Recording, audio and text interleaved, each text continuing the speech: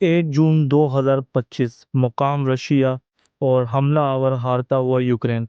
एक ऐसा well planned operation जिसकी तारीख में कम ही मिसाल मिलती है। यूक्रेन ने मॉडर्न वारफेयर को मुकम्मल तौर पर तब्दील कर दिया है। यूक्रेन की सिक्योरिटी एजेंसी एसएसयू रशिया में ड्रोन की मदद से हमला करता है, जिसका निशाना रूस के कीमती मिसाइल कैरियर जहाज बने। इस मिशन का कोड नेम स्पाइडर वेब रखा गया। इसकी वजह इसकी जुग्राफियाई पहुंच है, क्योंकि इन ड्रोन्स ने डीप स्ट्राइक किए हैं रशिया के स्ट्रेटेजिक लोकेशंस के ऊपर, जिन्हें पहले यूक्रेन की ड्रोन टेक्नोलॉजी की पहुंच से बाहर समझा जाता था। अस्सलाम वालेकुम दोस्तों, मेरा नाम असफर यार है और मैं वेलकम करता हूं आपको अपने YouTube channel about analysis beyond ordinary thinking पर। आज की वीडियो में हम यूक्रेन के ऑपरेशन स्पाइडर वेब का तहकीकी जायज़ा लेंगे, तो वीडियो को आखिर तक ज़रूर देखें, क्योंकि यहाँ बात होती है बियॉन्ड ऑर्डिनरी थिंकिंग। 4 फरवरी 2022 को रशिया ने यूक्रेन पर हमला कर दिया और यूं यूरोप में दूसरी जंग अजीम के बाद का सबसे बड़ा खूनरेज जंग का आगाज हुआ। रशिया की ताकत के सामने यूक्रेन तो ढेर हो गया, जबकि नेटो की खुली सपोर्ट यूक्रेन को मिलती रही। यूनाइटेड स्टेट्स ने यूक्रेन को जंग में हारा हुआ कबूल तो कर लिया और नेगोशिएशंस के लिए जोर डाल रहा है, जबकि नेटो के कुछ मुल्क ये नहीं चाहते हैं कि ये जंग खत्म हो, और वो चाहते हैं कि अमेरिका इस जंग में एक्टिवली इन्वॉल्व हो। इसी सपोर्ट का नतीजा था कि यूक्रेन ने रशिया पर कामयाब हमला किया। इंडिपेंडेंट न्यूज़ ये बात कोट करती है कि स्पाइडर वेब अटैक ने ना सिर्फ रशिया के दोस्त ममालिक बल्कि उसके दुश्मन ममालिक रशिया को भी हैरत में डाल दिया है। Center for Strategic International Studies quote करता है कि असिमेट्रिक वारफेयर को यूक्रेन ने मुकम्मल तौर पर रीडिफाइन कर दिया है। असिमेट्रिकल वारफेयर एक अनकन्वेंशनल स्ट्रेटजी और टैक्टिक्स को कहते हैं जो कि अडॉप्ट की जाती है मिलिट्री के अंदर, जब दो पावर्स अनइक्वल हो और उनकी मिलिट्री स्ट्रेंथ बिल्कुल बिल्कुल तब्दील हो, तो वो आपस में एक कन्वेंशनल वे में जंग नहीं करते हैं, जिसकी गोरिल्ला वारफेयर एक बेहतरीन मिसाल है। रशिया को हिला देने वाले इस हमले को मुख्तलिफ मराइल में मुकम्मल किया गया, जिसमें सबसे पहले 18 महीनों की तवील प्लानिंग थी।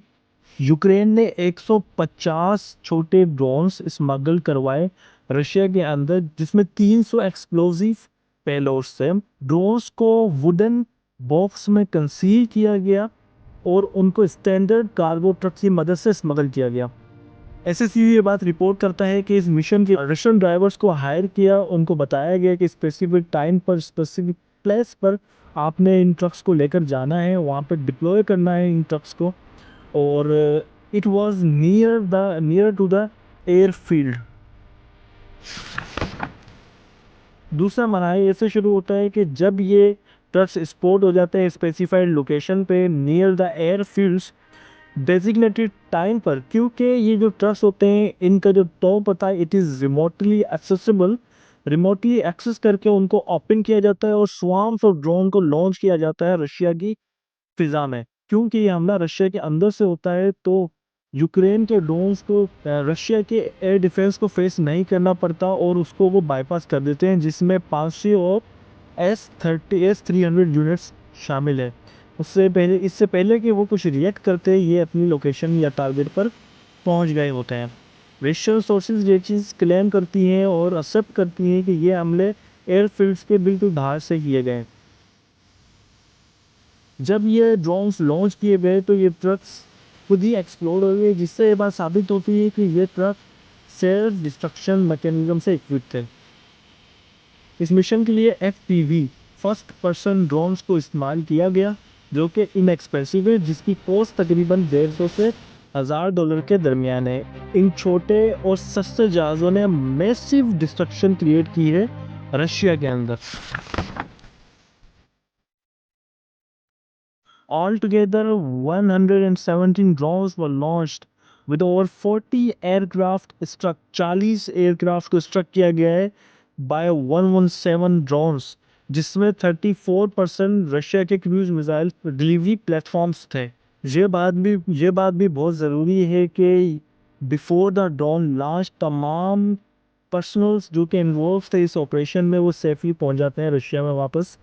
और ये रिपोर्ट भी किया जाता है कि ये जो ड्रोन्स है जब इन्होंने अपने टारगेट सेट कर लिए, टारगेट अचीव कर लिए, तो they also return to Russia. It is a great and a big failure for Russia.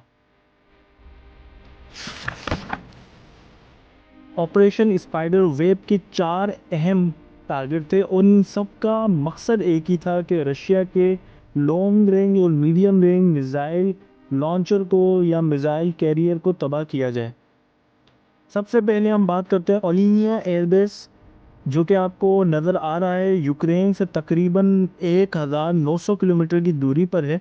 It is home to 40th composite aviation regiment. यहाँ पर मल्टीपल फ्लीट्स एयरक्राफ्ट मौजूद थे। यहाँ पर Tu-22M3 बॉम्बर्स मौजूद थे। इसके अलावा Tu-95MS स्ट्रेटेजिक बॉम्बर्स भी मौजूद थे, जो कि पहले कहीं और होते थे, बाद में इनको मूव किया गया था इस लोकेशन पे जस्ट बिकॉज के इनको सेफ समझा जाता था यूक्रेन के हमलों से। उसके अलावा डायागिरीवो एयरबेस थी।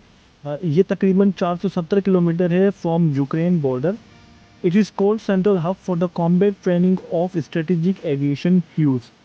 यहाँ पर it is a repair facilities for all types of Russian strategic bombers including Tu-95, 160 and 22M3।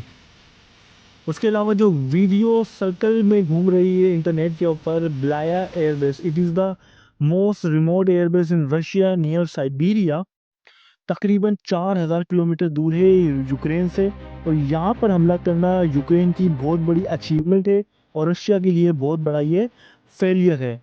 It is thought to be a well beyond the reach of Ukrainian strikes. Until now, the airfield hosts the 220th Heavy Bomber Aviation Regiment, जो कि operate करती थी 20 Tu-22M3 bombers, जो कि KH-22 supersonic cruise mobiles को launch करने के लिए कैपेबल है। लास्ट में हम बात करते हैं इवानोवो एयरबेस की। ये तकरीबन 700 किलोमीटर दूरी पर है यूक्रेनियन बॉर्डर से। और it is primary station for Russians A-50 AWACS airborne warning and control system aircraft. और it is very crucial for Russian air operations. और ये जो एयरक्राफ्ट होते हैं इनका फंक्शन ये होता है कि the detects is detecting air defence system, tracking airborne threats and coordinating fighter jet activities.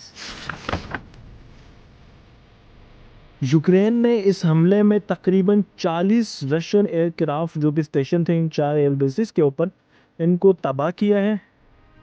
सबसे पहले हम बात करते हैं Tu-95। ये सोवियत एरा का स्ट्रेटेजिक बॉम्बर है। It is equipped with turboprop engines. ये रशिया यूज़ करता है to launch long range cruise missiles such as KH-55, KH-555 और न्यूल K-101 एंड 102। ये जो एयरक्राफ्ट है तकरीबन 16 क्रूज मिसाइल्स एक साथ लेके जा सकता है। इसकी एज तो बहुत पुरानी है, लेकिन it is a crucial asset for Russian long range strike capabilities. दूसरे नंबर में हम बात करें, इट इज़ Tu-22M3। ये एक supersonic long range bomber capable of carrying KH-22 cruise missiles, which pose a severe challenges for Ukrainian air defense due to their high speed। तीसरे नंबर पे A50 मैं आपको बता चुका हूँ। It is AWACS aircraft. ये रशिया इस्तेमाल करता है to monitor and detect air defence system, coordinate missile strikes and guide fighter aircraft. और रशिया के पास टोटल तकरीबन 10 से कम A50 जहाज़ थे, जिसमें तकरीबन एक की कॉस्ट $350 मिलियन तक की है। आखिर में Tu-160 की हम बात करेंगे। It is supersonic variable sweeping strategic bomber and largest combat aircraft in the world, capable of carrying both nuclear and conventional cruise missiles including KH-101 and 102। जो Tu-160 थे, इट सर्व्स एज अ की component of Russia long range strike and nuclear deterrence force. Ukrainian claim के मुताबिक $7 billion का Russia को अब तक नुकसान हो चुका है। 41 रशियन एयरक्राफ्ट तबाह किए गए हैं, जिनमें A-50 AWACS Tu-22 M3 Tu-95 bombers.